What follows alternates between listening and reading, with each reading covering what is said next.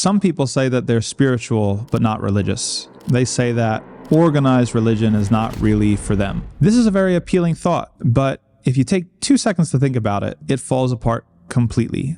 And it shows us that there's something very important and true going on, but it's not what you think. So when people critique organized religion, they usually have had a negative previous experience with one of the quote-unquote organized religions. And we'll talk about the problematic nature of that term in a second.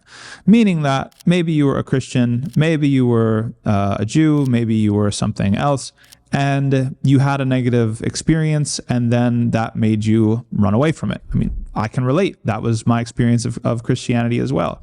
Now, for me, that set me on a path of discovery that led me to something greater. But for a while, my idea was that, all religions must be like the religion that I had experience with. That's the first mistake. All religions are not the same. There are differences. Some of them are actually better than others, and better in the sense that they're more comprehensive, better in the sense that they're more intact, and that they're more preserved, and that they're more authentic. And so there's really a very, very key question here, is that the person who says that they're spiritual but not religious, they're someone who has sensed something true, but they have misdiagnosed it.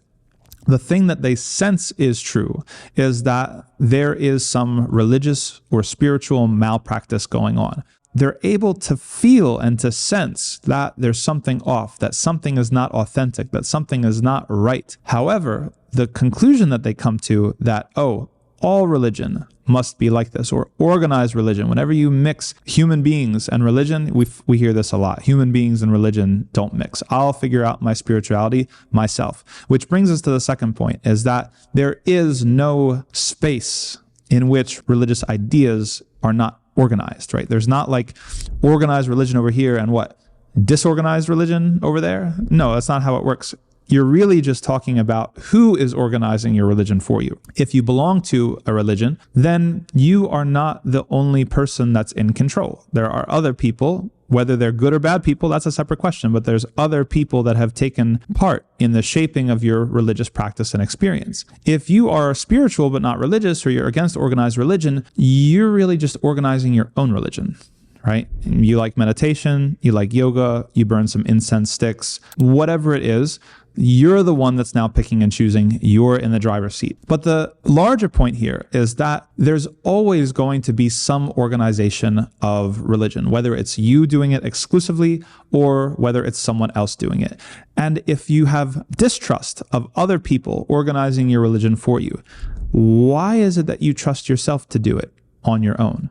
Don't you think that human beings can be misled? Don't you think that human beings can be deluded? Don't you think that even things that you feel are right and true and good, you could potentially be very, very wrong about them, right? We need a third-party audit. You need a personal trainer in the gym. You don't just go into the gym, start lifting weights and say, you know what, I think that's good enough. No, you need someone outside of yourself to give you a standard and to tell you, are you doing good enough, or can you be doing more?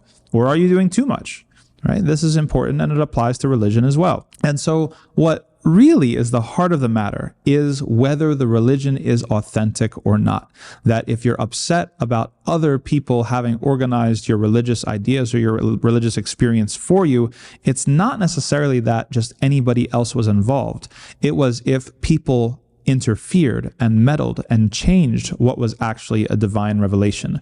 Because in Islam, yes, there are people involved. There are people that recorded the hadith. There are people that recorded the Quran. There are people who authenticated them, people who read all of it and then extracted from it the essential things that you have to know, the creed and et cetera, et cetera. But what really matters is not whether people did that or not. It's whether they were faithful or not, and whether that message actually reflects divine instruction or not. So whenever religion, quote unquote, or that instruction departs from what is authentic divine guidance, that's what you're feeling, and that's what's going to be a problem. But your job is to, rather than try to be the master over all religion for yourself and be the one in the driver's seat selecting, making your personal playlist. I call this the playlistification of faith. That's not your job. Your job is merely to find out which, if any, of these claimants to religion and religiosity and to represent the divine message, Which of them are authentic? How would you be able to tell whether they are authentic? That's rather what you should be concerned with rather than trying to take on everything yourself.